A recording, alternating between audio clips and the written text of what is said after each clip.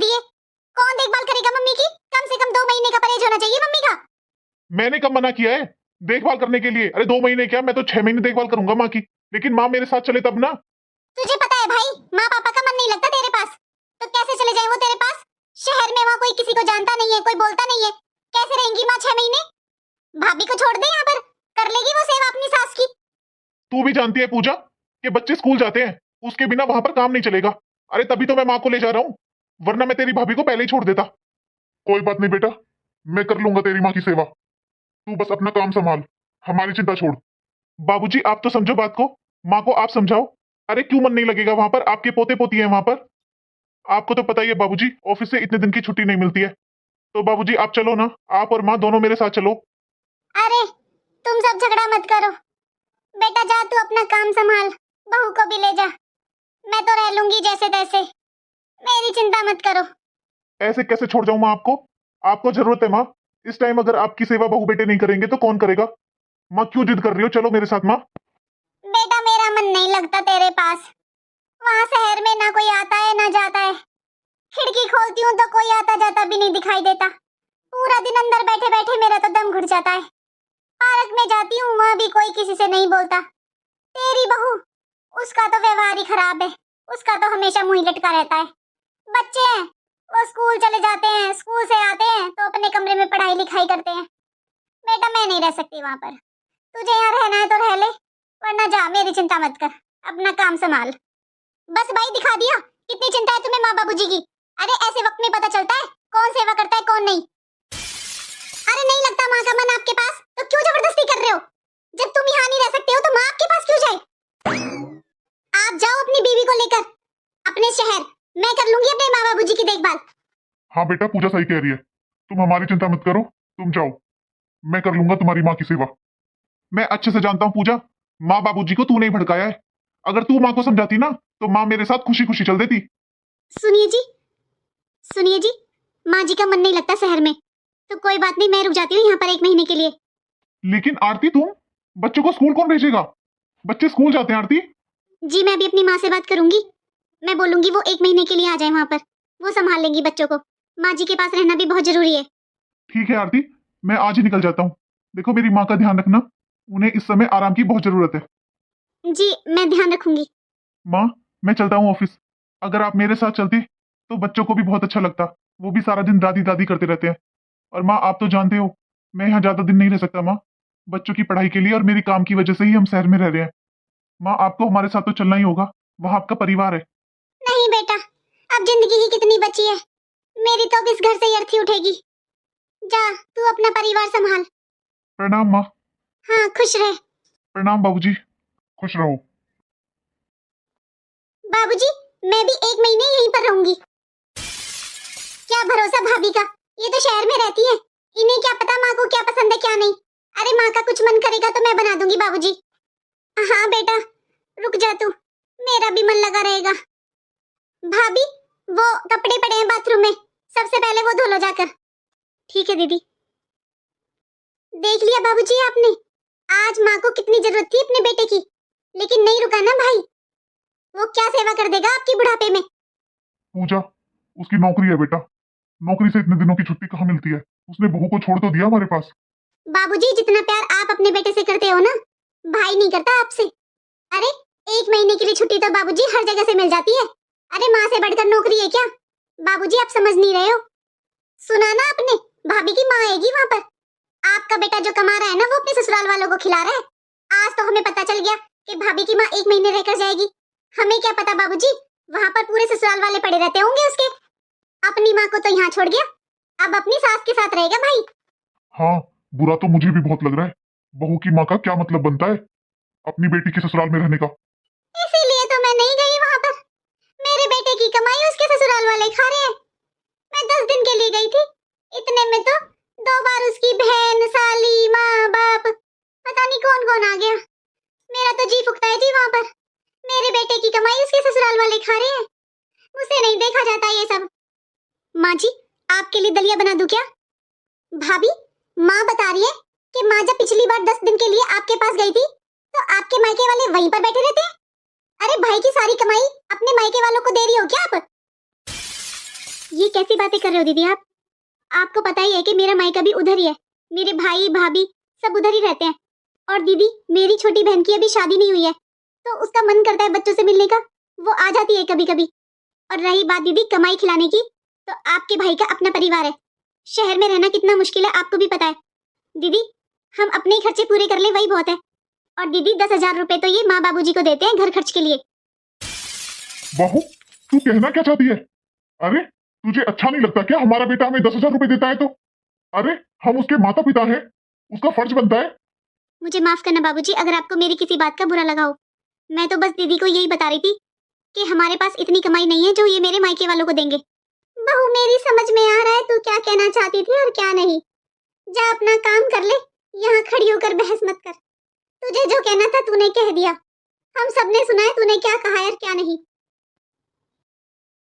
हमारी पुश्तैनी जमीन बेचने की क्या जरूरत पड़ गई है बाबूजी? बेटा तेरी माँ चाहती है कि हम अपने जीते जी अपना फर्ज पूरा करें। माँ बाप होने का फर्ज बनता है कि हम अपनी सारी धन संपत्ति जो हमने अर्जित की है उसमें सभी बच्चों का बराबर बराबर हक हो, चाहे बेटा हो चाहे बेटी। लेकिन बाबूजी बराबर बराबर मतलब क्या आप प्रॉपर्टी में से आधा हिस्सा पूजा को दे रहे हैं? बेटा जैसे तुम इस घर के बेटे हो, पूजा भी इसी घर की बेटी है, तो इस घर में जो भी प्रॉपर्टी धन संपत्ति है उसमें दोनों का बराबर अधिकार होगा ना। ठीक है बाबूजी, मैं देखता हूँ, 1-2 दिन में आता हूँ। हाँ ठीक है। बाबूजी मुझे कुछ नहीं चाहिए बाबूजी, आप क्यों ये सब कर रहे हो बाबूजी? बाबूजी भाई का ही हक बनता है पूरी प्रॉपर्टी पर, मुझे नहीं चाहिए कुछ भी। माँ ऐसी भी क्या जल्दी है, अभी तो आप दोनों जिंदा हैं, अभी से क्या नाम करवाने की जल्दी है? सब कुछ माँ भाई का ही तो है, आप तो फालतू में ही। ये कैसी बातें कर रही है पूजा? ऐसे कैसे सोच लिया तूने कि सब कुछ तेरे भाई का है? बेटा तूने इस घर में जन्म नहीं लिया क्या? बता मुझे। तेरे भाई का फोन आया था बेटा, उसे बिजनेस के लिए कुछ पैसों की जरूरत है। अरे हमारे पास पैसे कहाँ से आए? तो हमें पुश्तैनी जमीन नहीं बेचनी पड़ेगी ना। और बेटा तेरे भाई ने अगर ये पुश्तैनी जमीन बेच दी, वो तो अपना बिजनेस कर लेगा, अपना घर बार जमा लेगा, तुझे क्या देगा वो? मुझे तो नहीं लगता वो हमारे मरने के बाद तुझे बुलाएगा, वो तो अभी तुझसे व्यवहार अच्छा नहीं रखता है। और पूजा जब तेरी माँ को जरूरत थी ना तब तूने अपनी माँ का साथ दिया है। 1 महीने से तूने ध्यान रखा है अपनी माँ का, ना कि ना मेरे बेटे ने। बेटा मैं तुझे जो भी दे रहा हूँ ना अपनी कमाई से दे रहा हूँ। तूने देखा था ना, बहू ने तो 10,000 रुपए का ताना दे दिया, तो वो तुझे क्या जिंदगी भर पूछेगी? मैं तेरे भाई भाभी से कुछ नहीं ले रहा हूँ, मैं तुझे जो दे रहा हूँ अपनी कमाई में से दे रहा हूँ। पूजा हम वो माँ बाप नहीं है जो बस बेटे बेटे को दे देंगे। और बेटा तू बता, आज तो तेरे माँ बाप दोनों जिंदा हैं जो तुझे बुला लेते हैं, कल को तुझे लग रहा है तेरे भाई भाभी का व्यवहार जो तुझे बुला लेंगे? हाँ मम्मी ये तो आप बिल्कुल सही कह रहे हो, भाभी बहुत तेज है, ये तो पूरी प्रॉपर्टी अपने नाम करवा लेगी ना, तो बस ऐसी ऐस करेगी और अपने मायके वालों को ऐस करवाएगी। सही कह रहे हो माँ, अभी तो आप लोग जिंदा हो तभी ऐसा व्यवहार करती है भाभी, आपके जाने के बाद ये तो मुझे कभी बुलाएगी भी नहीं। अभी देखा ना आपने 1 महीने मुझसे ढंग से बात तक नहीं की, इसीलिए बेटा हम तुझे ऐसे मजबूर छोड़कर नहीं जाएंगे।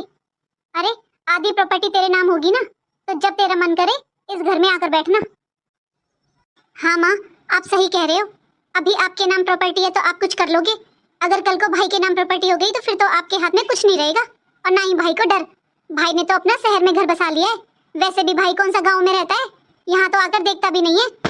इसीलिए बेटा हम तुझे ऐसे छोड़कर ही नहीं जाएंगे कि तुझे अपने भाई भाभी की मुंह की तरफ देखना पड़े। तेरे नाम प्रॉपर्टी रहेगी तो अपना हक से रहेगी। माँ ये सब छोड़ो, यहाँ बहुत गर्मी है, आप अंदर रूम में चलो, मैं आपकी दवाई लेकर आती हूँ, आप दोनों रूम में चलो। आज मेरे मन की इच्छा पूरी हुई है। अरे भाई ने तो शहर में अपना घर बसा लिया और मेरी शादी गांव में कर दी। भाई क्या सोचते हैं, वो शहर में रहेंगे और सारी जमीन बेचकर बिजनेस भी शुरू कर लेंगे। अब पता चलेगा भाई को जब पूरी प्रॉपर्टी में से आधा आधा हिस्सा होगा। एक बार भी किसी ने नहीं सोचा मैं कैसे रहती हूँ अपने ससुराल में। मेरी 3 ननदें, इनकी सारी कमाई तो बहनों के खर्चों में ही चली जाती है। अब अपने मायके वाली प्रॉपर्टी को बेचकर मैं भी अच्छी जिंदगी जीऊंगी। भाभी ये काम तो बाद में भी हो जाएंगे, 11 बज चुके हैं, आपको पता था ना आज कोर्ट जाना है, भाई और पापा वहाँ पर वेट कर रहे हैं हमारा। हाँ दीदी बस आ ही रही थी मैं। भाभी आपको भाई ने अच्छे से बता दिया ना कि मैं भी प्रॉपर्टी में से आधा हिस्सा ले रही हूँ, कभी आप वहाँ पर जाकर मुंह बनाओ। वैसे भाई तो मुझसे बात नहीं कर रहा है, अरे ना करे तो मत कर, मेरा तो आधा अधिकार बनता है ना, मैंने भी इसी घर में जन्म लिया है भाभी, तो आप समझा देना भाई को, मुझे ज्यादा आंखें ना दिखाए। नहीं दीदी आपके भैया आपको बिल्कुल भी आंखें नहीं दिखाएंगे। आपने ऐसे सोच भी कैसे लिया कि आपके भैया आपको आंखें दिखाएंगे? मैं इसलिए बता रही हूँ भाभी, वो भाई को बुरा लग रहा है कि पापा आधी प्रॉपर्टी मेरे नाम कर रही है। भाई सोच रहा है कि मैं ऐसे साइन कर दूं, सब कुछ भाई को दे दूं। भाभी मेरा भी अधिकार बनता है, मैंने इस घर में जन्म लिया है, तो देखो मैं तो अपना हिस्सा लूंगी। भाभी मुझे पूरा हिस्सा चाहिए अपना, यहाँ तक कि इस घर में भी। कल को आप मुझे नहीं बुलाओगे तो मैं अपने इस घर में अधिकार से आकर तो बैठूंगी ना। अरे आपका क्या भरोसा, भाई तो अभी से मुझ पर गुस्सा कर देता है, कल को मुझे बुलाएगा या नहीं, कुछ भरोसा थोड़ी ना है उसका। भाभी भाई अकेले हैं, अगर मेरी जगह दूसरा भाई होता तो वो भी तो बराबर का हिस्सा लेता ना, तो मैं अपना हिस्सा क्यों नहीं लूं? भाभी अगर राई के 2 दाने होंगे ना तो 1 दाना भी बराबर का लूंगी मैं। भाई मुझे सुबह से आंखें दिखा रहा है तो उससे तो मैंने कुछ बोला नहीं है। आप अच्छे से समझा देना भाई को, कोर्ट में बहुत सारे लोग होंगे, कभी उनके सामने मेरी बेइज्जती करे ना, फिर मैं बता दूंगी उसे अच्छे से। और भाभी जब मम्मी पापा हमें बराबर चाहते हैं, वो बराबर का हिस्सा खुद ही दे रहे हैं, तो भाई को क्या परेशानी है? और भाभी ये तो मैं ही नहीं, अब तो गवर्नमेंट का भी यही फैसला है कि बहन और भाई का बराबर का अधिकार होता है अपने माँ बाप की प्रॉपर्टी में। आप इतना सब क्यों सोच रहे हो दीदी? आपका हक है तो आपसे कौन मना करेगा? ठीक है भाभी, जब आपकी समझ में आई गया तो चलो, अब लेट मत हो, बहुत लेट हो रहे हैं हम। दीदी जरा ये देख लो, ये जरा अच्छे से देख लो आप, फिर चलते हैं कोर्ट में। भाभी हमें कोर्ट जाने के लिए बहुत लेट हो रहा है, और इस टाइम पर आप मुझे ये सब क्या दिखा रहे हो? पापा का ऑपरेशन, पापा के दिल का ऑपरेशन, मम्मी के पैर का ऑपरेशन, मम्मी की आंख बनी, ये हिसाब किताब मुझे ये सब क्यों दिखा रहे हो आप? मुझे भी पता है भाभी, पापा के हार्ट में 3 लाख रुपए लगे थे, मम्मी के ऑपरेशन में 2 लाख रुपए लगे थे, और ये मम्मी की आईज का ऑपरेशन भाभी ये भी लिखा हुआ है आपने? क्या बात है भाभी, आपने तो अपने सास ससुर के सारे खर्चे लिखे हुए हैं। मेरी शादी में लगे 40 लाख रुपए। अभी और भी है दीदी, आगे पढ़ो अच्छे से। मेरी पहली सालगिरह पर एक जमाई जी की अंगूठी और एक मेरे लिए अंगूठी। आगे पढ़ो दीदी, पूरा पढ़ो ना। छोचक में 12 तोले सोना और एक दुकान। 5 लाख रुपए जमाई जी को दिए जब उन्होंने नया काम शुरू किया। आप रुक क्यों जाते हो दीदी? पढ़ो ना पूरा। हर बार विदाई में 10,000 रुपए और कम से कम 50,000 रुपए का सामान। भाभी आपने ये सब क्यों लिख रखा है? दीदी आप पहले पूरा पढ़िए तो सही। घर की रिपेयरिंग में लगे पूरे 7 लाख रुपए। भाभी ये सब आप मुझे क्यों दिखा रहे हो? मुझे क्या लेना देना है इन सब चीजों से? आपको पता है ना हम कोर्ट जाने के लिए लेट हो रहे हैं, तो इन सब चीजों में टाइम वेस्ट क्यों कर रही हो? बस दीदी आपको याद दिला रही थी कि इसमें जो सब लिखा हुआ है ना, ये आपकी भैया की नौकरी लगने के बाद के खर्चे हैं। आपके भाई ने अपना सब कुछ कमाया हुआ घर में दे दिया, 1 रुपया नहीं रखा उन्होंने अपने पास।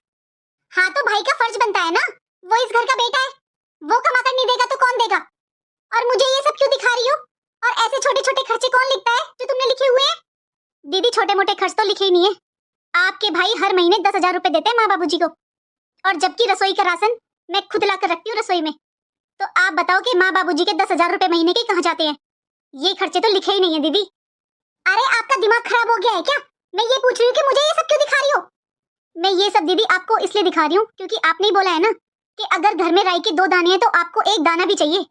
हाँ तो मुझे चाहिए, इस घर पर और प्रॉपर्टी पर मुझे अपना आधा हिस्सा चाहिए। अब मेरी समझ में आ रहा है तुम ये सब मुझे क्यों दिखा रही हो, ताकि यहाँ पर टाइम वेस्ट हो और हम टाइम पर कोर्ट ना पहुंचे। तुम चाहे कुछ भी कर लो, मैं अपना हिस्सा नहीं छोड़ूंगी, हर चीज में से बराबर का हिस्सा लूंगी। दीदी आप गुस्सा मत कीजिए, आराम से लेना आप अपना हिस्सा, हमें कोई दिक्कत नहीं है। आप सही कह रहे हो दीदी, आपका हक बनता है क्योंकि आपने इस घर में जन्म लिया है, तो कौन मना कर रहा है दीदी, हर चीज का आधा आधा हो जाएगा।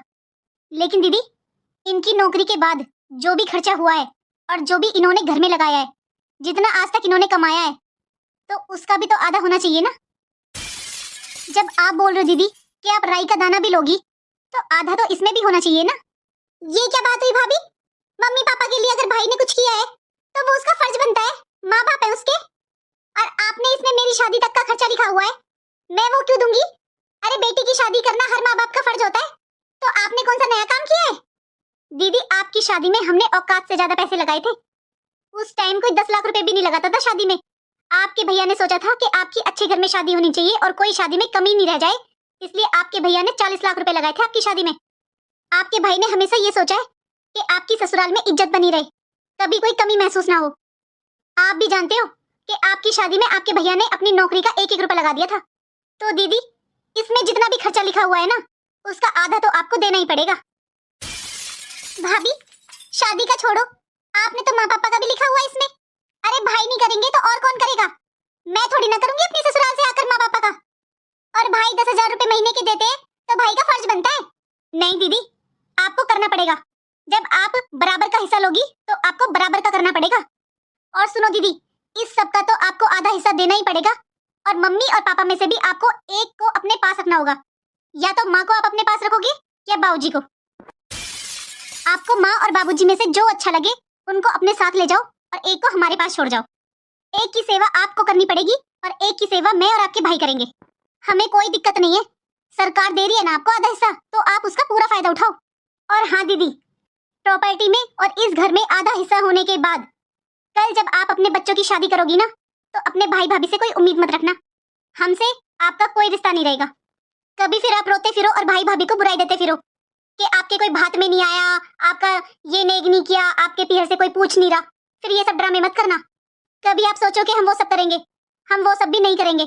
हमारा आपसे कोई रिश्ता नहीं रह जाएगा। जैसे दो भाई अलग हो जाते हैं ना, वैसे ही आप हमसे अलग हो जाओगे। आपका अपना घर संसार, हमारा अपना घर संसार। और इस घर में आपको आधा हिस्सा चाहिए ना, तो दीदी यहाँ पर आप अपनी मर्जी से आना और जाना। मुझसे ये उम्मीद मत रखना कि कभी मैं आपको बुलाऊंगी। मैं आपके भैया को समझा दूंगी दीदी, वो आपको बिल्कुल भी आंखें नहीं दिखाएंगे, क्योंकि आपका हक बनता है। सरकार ने हक दिया है ना आपको। और दीदी, कोर्ट से आकर मुझे बता देना कि आप माँ और बाबूजी में से किसको अपने साथ लेकर जाओगे। और हाँ दीदी, एक बात और बोलूं, आज आप मायके में से आधा हिस्सा ले रहे हो ना प्रॉपर्टी में से, कल को आपके ससुराल में भी 3 ननद है, कल को उनको भी हिस्सा देने के लिए तैयार रहना। दीदी, जब आपके भैया ने आपकी शादी की थी ना, तब उनकी यही सोच थी कि उनकी बहन को किसी चीज की कमी नहीं रहनी चाहिए। और बस आपके लिए ही वो माँ बाबूजी को हर महीने 10,000 रुपए देते हैं।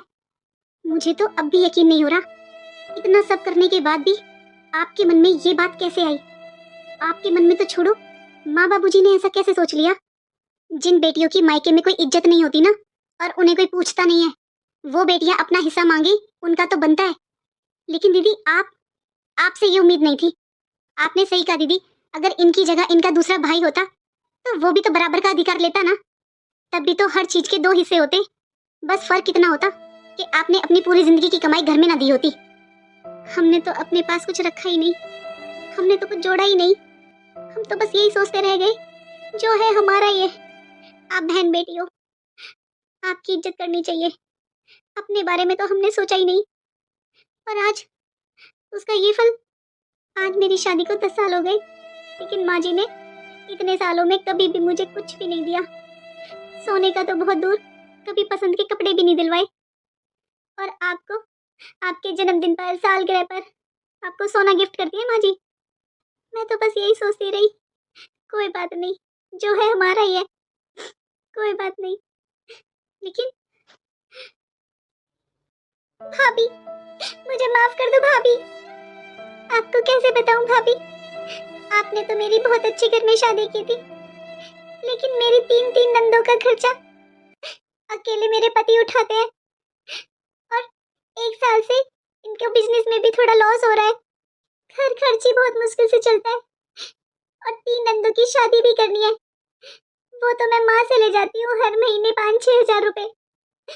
और मेरी सास ना तो प्रॉपर्टी बेचने देती है, ना ही कोई नया बिजनेस करने देती है। बस इसीलिए भाभी मुझे थोड़ा लालच आ गया था। मैं वो सब भूल गई थी जो भाई ने मेरे लिए किया। मुझे माफ कर दो भाभी। और भाभी, माँ बाबूजी की भी कोई गलती नहीं है। मैं पूरा 1 महीने से माँ बाबूजी को भड़का रही थी।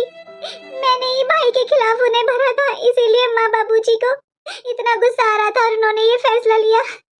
मुझे माफ कर दो भाभी। दीदी, आप इतनी परेशानी में थी और आपने हमें बताया भी नहीं। दीदी, आप रोना बंद कीजिए। दीदी, अगर नंदोई जी को इतनी जरूरत थी तो आपको अपने भाई को बताना चाहिए था ना, वो आपकी हर तरीके से मदद करते। भाभी, मुझे भाई से बार बार मांगना अच्छा नहीं लग रहा था, बस इसीलिए मुझे लालच आया कि मैं प्रॉपर्टी में आधा हिस्सा ले लेती हूँ। लेकिन मैं भूल गई, मेरे भाई ने तो कभी अपने पास कुछ रखा ही नहीं, अपनी पूरी जिंदगी की कमाई इस घर में लगा दी, और मैं फिर भी इतना लालच कर बैठी। दीदी, सच तो यही है कि आपका भी इस घर पर बराबर का अधिकार है। और अगर आपको ससुराल में कोई परेशानी होती है तो आपका हक बनता है अपने माता पिता और अपने भाई भाभी से कहने का। नहीं भाभी, मुझे नहीं चाहिए कुछ भी भाभी, मुझे कुछ नहीं चाहिए। सच में आपने मेरी आंखें खोल दी भाभी। मुझे बस रिश्ते चाहिए, मुझे अपना मायका चाहिए। मुझे ये प्रॉपर्टी लेकर अपना मायका खत्म नहीं करना भाभी। और भाभी, ये तो सब किस्मत की बात होती है ना। आप लोगों ने तो मेरे लिए बहुत अच्छा घर देखा था, बहुत अच्छे घर में शादी की थी। अगर बिजनेस में लॉस हो गया तो इसमें तो मेरी ही किस्मत का दोष है ना। ये कैसी बातें कर रहे हो दीदी आप? अरे अगर आप इतनी परेशान हो, आपको जरूरत है, तो आपके मायके वाले काम नहीं आएंगे तो कौन काम आएगा? ये सब बातें तो दीदी होती रहेंगी और आपके भाई आपकी कुछ ना कुछ मदद जरूर करेंगे। चलो अब कोर्ट के लिए लेट हो रहा है, आपके भैया और आपके पापा जी दोनों वेट कर रहे होंगे हमारा। नहीं भाभी, मुझे नहीं जाना कोर्ट, मुझे कोई हिस्सा नहीं चाहिए। मैं अभी पापा